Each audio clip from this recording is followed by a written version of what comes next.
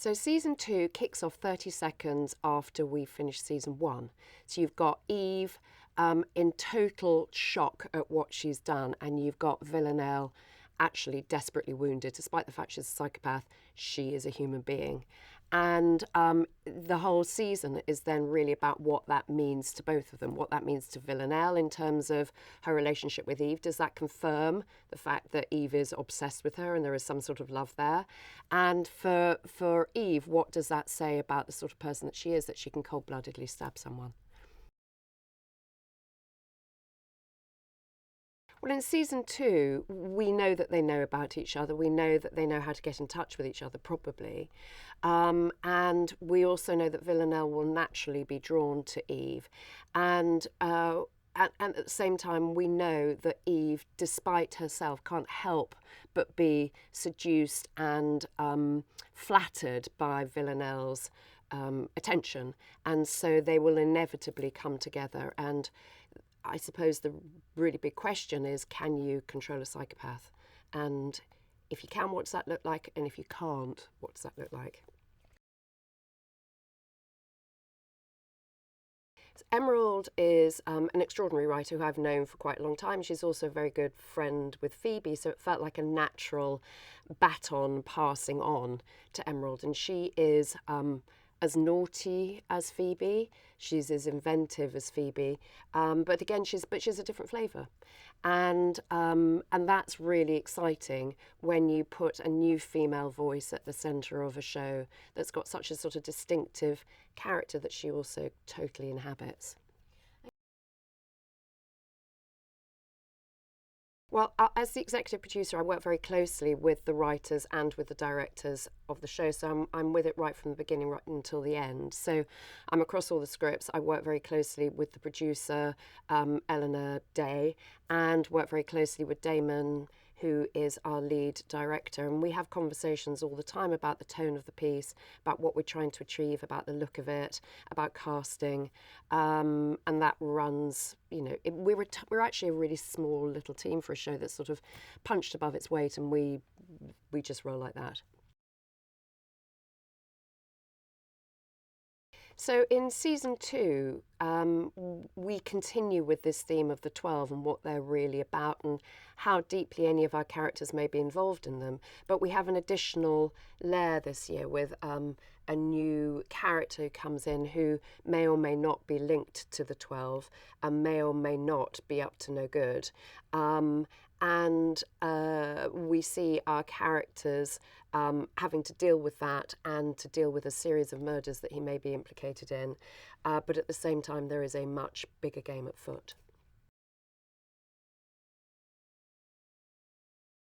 So Eve has evolved probably quite a lot from season 1. She was, beginning of season 1, she was a woman who was clearly sort of bored with what she was doing and possibly bored in her relationship and obsessed with female assassins and female killers, and suddenly one comes into her midst, and by the end of season 1 she's actually stabbed that person, and that person is totally obsessed with her. So in season 2 you've now got a woman who has realised that she's accessed something that's sort of darker within her that she can't really put back, and she's also realised that she can be the object of obsession from somebody as extraordinary as Villanelle. So, what does that do to your ego, and what does that do to your sense of being a person with a strong moral core?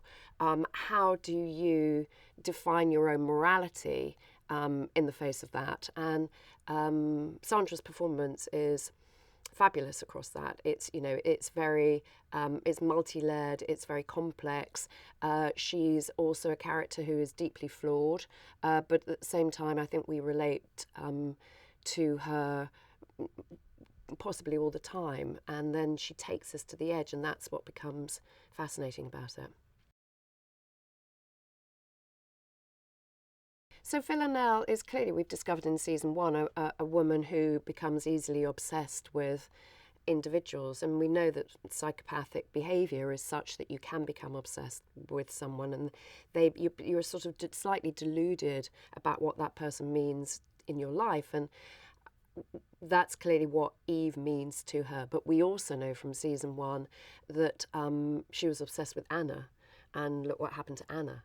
So hopefully, all the way through this, you realise that that relationship can only last so long, um, uh, and therefore, hopefully, we realise that Eve is in quite a good deal of peril. Working with Jodie is just a complete dream. I mean, she's an instinctive performer, and she's a total genius. I mean, we've been in situations with her when people have been observing her and literally gone, oh my God, it's like watching magic. And she's a magical unicorn of a human being.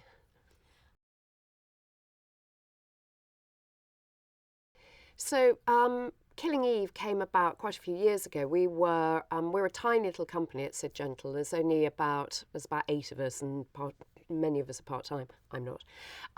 And a friend of ours, a colleague of ours, was at a dinner party with Luke Jennings, who'd written these novellas, which were on Amazon, and she passed them on to us, and we read them and rather liked them. And they were about a female assassin, and they were about Eve. So you had that fantastic 2 women at the centre of it, and they were stylish and they were intelligent, and they didn't feel like they were objectifying of women, and that felt like a fresh approach to the female assassin. But at the same time, I wanted to strike a much bigger difference with that. And I previously met Phoebe, having read Fleabag, her one-woman play, and we got on incredibly well. And we liked the same things, and she clearly had a passion for the sort of storytelling that you could do through television.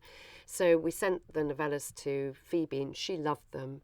And so we developed the script with her, which I think gave it its very, very unique tone. And then at a certain point, BBC America became involved, and they completely got it as well. They completely got it for the tone and the different thing it was going to do. And that was quite early on in Phoebe's career. And of course, her career, her star is like this, and it's only going to keep rising. But as a company, the success now of the show is quite weird, because we are a small company, and when you make a show, you are in a little bubble and you're just doing your own thing, and you hope that people will get it, you hope that people will like it, and it's quite an eccentric show. So therefore, for it to have caught in America is quite a big thing, and equally for it to be catch around the rest of the world and people having a similar response is, you can't quite put your finger on what that is.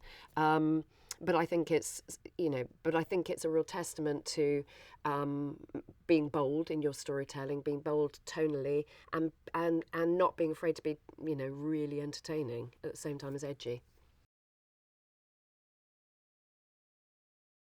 So with Luke's books, which clearly were the sort of the genesis of those 2 characters, we very quickly ran out of story, because you actually have to turn around scripts much quicker than an author can turn around new stories for their characters. So half of season 1 was actually bound free of the books, and season 2 is completely different in terms of stories from the books, and Luke's characters continue to live and are brilliant, but the speed at which we need to put shows together means that these stories are original to Emerald and the other writers.